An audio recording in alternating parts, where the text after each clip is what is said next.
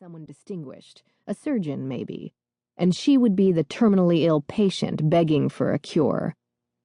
Through the pantry door she could hear the band, orchestra really, there had to be at least 16 pieces, playing the usual wedding fare.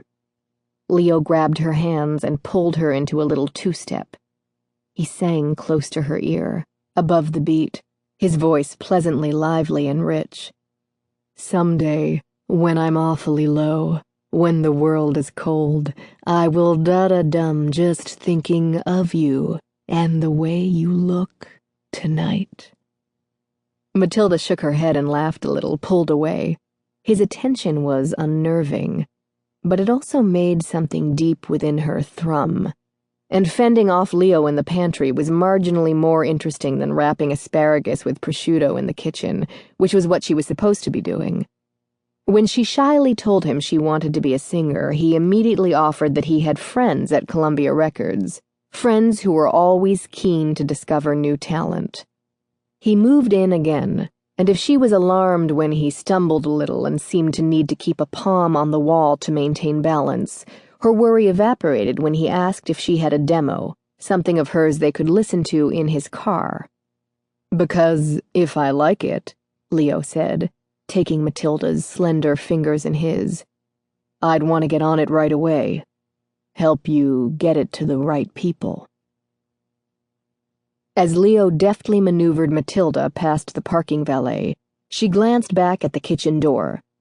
Her cousin Fernando had gotten her this job, and he would be furious if he found out she'd just up and left. But Leo had said, Columbia Records. He'd said, always looking for new talent. When did she ever get opportunities like this? She would only be gone for a little bit, just long enough to make a good impression. "Mariah was discovered by Tommy Mottola when she was a waitress," she said, half joking, half trying to justify her behavior. "Is that right?" Leo hustled her toward his car, scanning the windows of the beach club above the parking lot.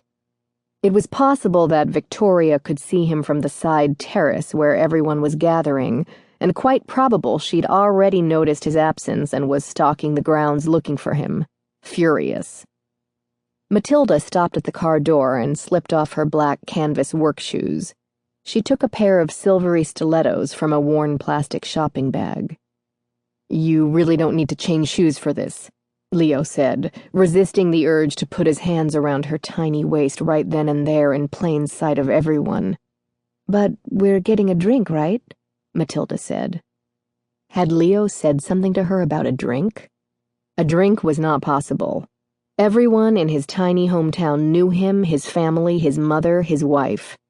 He finished off his martini and threw the empty glass into the bushes. "If the lady wants a drink, we'll find the lady a drink," Leo said. Matilda stepped into the sandals and gently slid one slender metallic strap over the swell of her left heel, then her right. She straightened, now eye level with Leo. "I hate wearing flats," she said, tugging her fitted white blouse a little lower. "They make me feel flat all over." Leo practically pushed Matilda into the front seat out of sight, safely behind the tinted glass. Sitting in the front seat of the car, Matilda was stunned to hear her tinny, nasal voice coming through the car's obscenely high-quality speakers. She sounded so different on her sister's ancient Dell, so much better. As Leo listened, he tapped his hand against the steering wheel. His wedding ring glinted in the car's interior light. Married was most assuredly against Matilda's rules.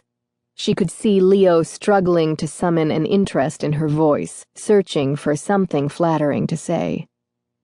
"I have better recordings. I must have downloaded the wrong version," Matilda said. She could feel her ears flush with shame. Leo was staring out the window. "I better get back," she said, reaching for the door handle. "Don't," Leo said, placing his hand on her leg. She resisted the impulse to pull away and sat up a little straighter, her mind racing. What did she have to sustain his attention? She hated waitressing, but Fernando was going to kill her for disappearing during dinner service.